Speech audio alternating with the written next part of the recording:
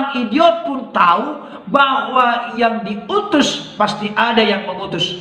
Itu benar, tapi tidak sesuai dengan yang dimengerti dan dipahami oleh orang-orang Kristen, bertitik tolak dari Alkitab.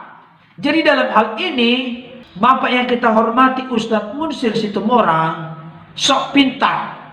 Jadi kalau Yesus bukan nabi, kalau Yesus bukan utusan, kalau Yesus bukan rasul, maka ada bagian firman Tuhan yang dipotong, yang gugur dan gagal. Dan itu mustahil, karena memang Yesus utusan, Yesus rasul. Shalom, salam sejahtera dalam kasih Tuhan kita Yesus Kristus. Jumpa kembali dengan saya.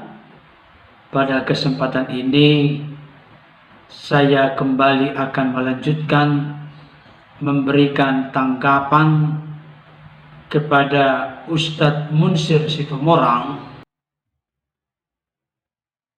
Saya perlu memberikan tanggapan oleh karena apa yang beliau katakan bukan seperti apa yang diyakini dan dipercayai oleh orang-orang Kristen berdasarkan pengertian dan pemahaman yang utuh, lengkap, benar dan bertanggung jawab dari kebenaran firman Tuhan atau Alkitab. Memberikan tanggapan dan jawaban seperti ini penting untuk mengcounter pernyataan-pernyataan yang menyesatkan, yang memang benar-benar tidak alkitabiah, tidak sesuai dengan fakta dan data Alkitab, yang tentunya dimengerti dan dipahami secara akurat dan bertanggung jawab. Saudara, di bagian sebelumnya saya sudah membuat cuplikan ulasan, kupasan yang disampaikan oleh hambanya Pater Daniel Bambang Biantoro dari Gereja Ortodoks Indonesia. Saya pikir apa yang disampaikan oleh beliau adalah jawaban yang tuntas dan lugas, yang mana kita tidak bisa berkutik oleh karena beliau mengartikan Yohanes 17 ayat yang ketiga seperti yang dikatakan oleh Ustadz Munsir Situmorang. Beliau memberikan pernyataan Jesus not God, Yesus bukan Tuhan atau Allah, hanya sekedar utusan, nabi atau rasul. Bahkan beliau pun membuat sebuah pernyataan yang sangat bombastis. Orang idiot pun tahu bahwa orang yang diutus pastilah ada yang mengutus. Sepintas kita simak dan perhatikan pernyataan ini, kelihatannya benar. Tapi saya mau kasih tahu, ada banyak keanehan, kejanggalan dan kekeliruan dari pernyataan beliau. Dengan kata lain ingin saya tegaskan kepada Bapak Ibu Saudara, suatu pernyataan yang spektakuler, bombastis, itu belum tentu benar. Dan sama seperti yang dikatakan oleh Ustadz Munsir Situmorang ini, sekalipun beliau lancar berkata-kata dengan gaya-gaya yang menurut saya cukup menarik ya, tapi jangan kita langsung takjub, kagum, terpesona dengan pernyataan itu. Oleh karena di dalamnya banyak kesalahan, banyak kekeliruan, bahkan tidak sesuai dengan apa yang diyakini dan dipahami oleh orang-orang Kristen secara benar dan bertanggung jawab. Ini penting. Pernyataan beliau, orang idiot pun tahu bahwa yang diutus pasti ada yang mengutus. Ini dia masih kulitnya mengungkapkan pernyataan ini. Saya mau kasih tahu dan sampaikan kepada kita, khususnya kepada Bapak yang kita hormati, Ustadz Munsir Situmorang, orang Kristen bersumber dari pengertian pemahaman Alkitab secara benar dan bertanggung jawab, sungguh-sungguh meyakini dan memahami bahwa Yesus memang nabi, imam, raja. Kenapa saudaraku? Karena Yesus itu diurapi Kristus, Masiah atau Mesias. Tapi ada perbedaan antara Mesias untuk Yesus dengan yang diurapi di dalam perjanjian lama. Setiap orang yang mau diangkat menjadi raja itu diurapi.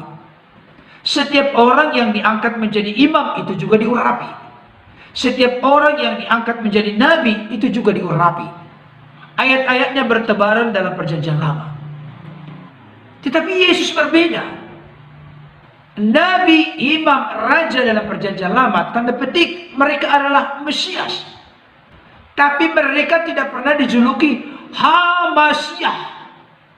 Nabi segala nabi, raja segala raja, imam segala imam. Dan Alkitab pun menunjukkan dengan jelas bahwa Yesus adalah seorang rasul. Perhatikan kata-katanya ya. Tolong jangan diplesetkan, karena Ustadz Munsir Situmorang memasukkan satu kata yang sangat penting yang membuat perbedaan sama sekali. Beliau mengatakan Yesus bukan Tuhan atau Allah, tetapi hanya seorang nabi, utusan atau rasul. Permasalahannya ada di kata hanya ini. Kalau Ustadz Munsir Situmorang membuang kata hanya, maka tidak menjadi rancu dalam konteks pengertian, pemahaman, dan keyakinan orang Kristen. Karena memang Yesus itu benar-benar rasul, nabi, imam, raja, penguasa. Makanya disebut gelar atau jabatannya Tuhan. Tapi tolong diperhatikan, Tuhan di situ tidak otomatis artinya Allah. Saya sudah bahas dalam video sebelumnya, silakan disaksikan, disimak, dan didengarkan dengan baik. Yesus itu Tuhan dalam konteks gelar, jabatan, kepenguasaan yang dilimpah kuasakan oleh Bapa atas keinginan dan kehendaknya untuk penebusan manusia di tengah-tengah dunia. Ini penting dan clear. Saya mau kasih tahu, kalau Yesus bukan rasul, bukan utusan, maka ada bagian firman Tuhan yang gagal. Kalau Yesus bukan nabi, berarti ada bagian firman Tuhan yang gagal, khususnya Ulangan 18 yang seringkali diklaim oleh orang-orang berkeyakinan lain di luar sana bahwa itu adalah bagian dari nubuatan akan datangnya nabi mereka. Tapi itu salah kaprah, tidak ada kaitannya ke sana. Kenapa saya katakan demikian? Karena puncak penyataan Allah secara paripurna, lengkap dan sempurna tidak ada lagi setelah Yesus. Bahkan Yesus mengatakan akan ada masanya datangnya nabi-nabi palsu setelah Yesus. Itu yang tertulis dalam data dan fakta Alkitab. Memang Yesus menubuatkan datangnya nabi, tapi itu adalah nabi-nabi palsu. Itu sebabnya Yesus berkata di dalam Matius pasal 7 ayat 15, yang seringkali di ayat 21 sampai 23 disalahpahami oleh banyak apologet dari orang-orang di luar agama Kristen.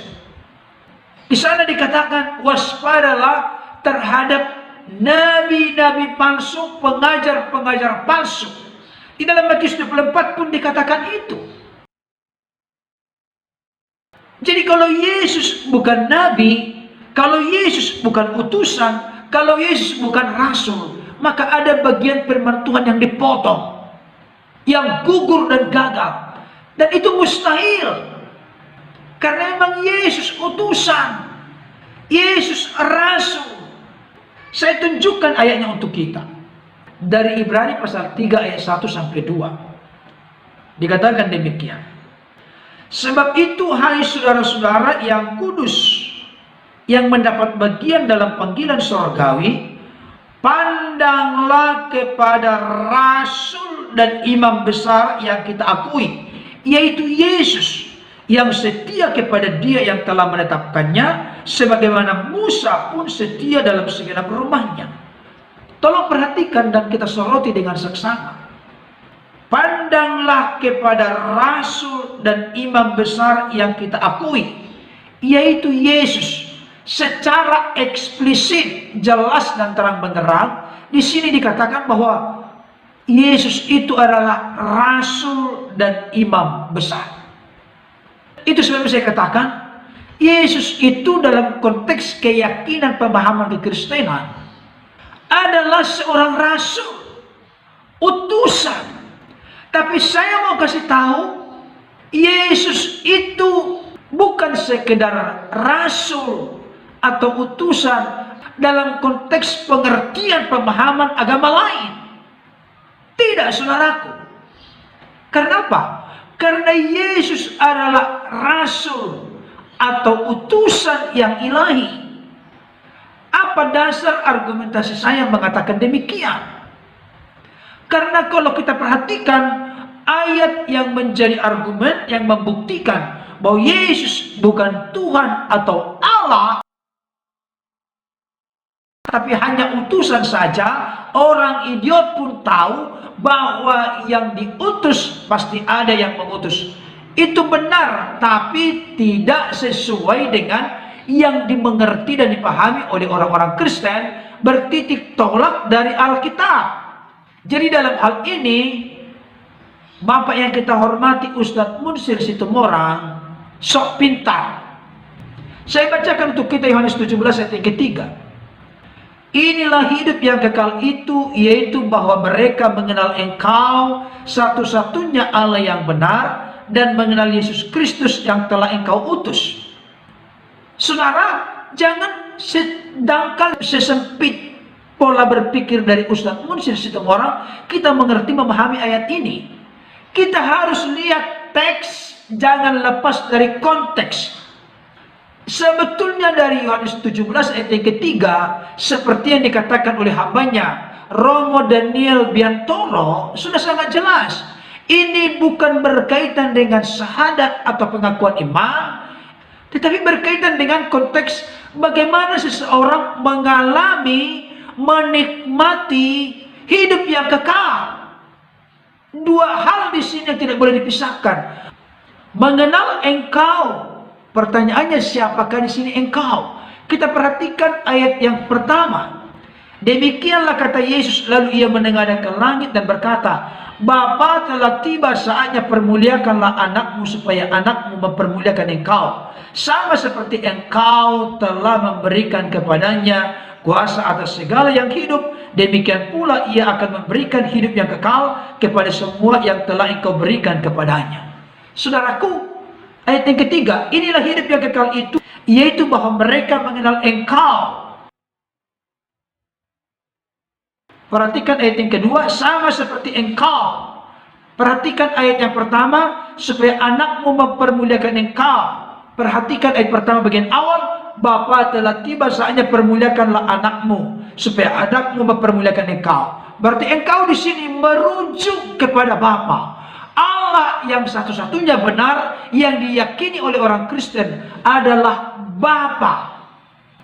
Makanya pendeta Henry Tan itu sesat pengajarannya. Dia tidak memiliki dan mengenal Allah yang benar. Kalau dia sudah mengamputasi atau memotong kesempurnaan Allah dengan tidak ada lagi Bapa. Yang ada sekarang adalah Yesus Kristus, Allah yang benar. Roh Kudus pun sudah melarut kepada Yesus. Jadi Bapa dan Roh Kudus tidak ada lagi. Yang ada hanyalah Yesus satu-satunya Allah yang benar. Itu tidak sesuai dengan fakta dan data Alkitab. Tapi saya tidak akan melebar ke sana. Saya akan fokus dulu kepada Ustadz Munsir Situmorang ini.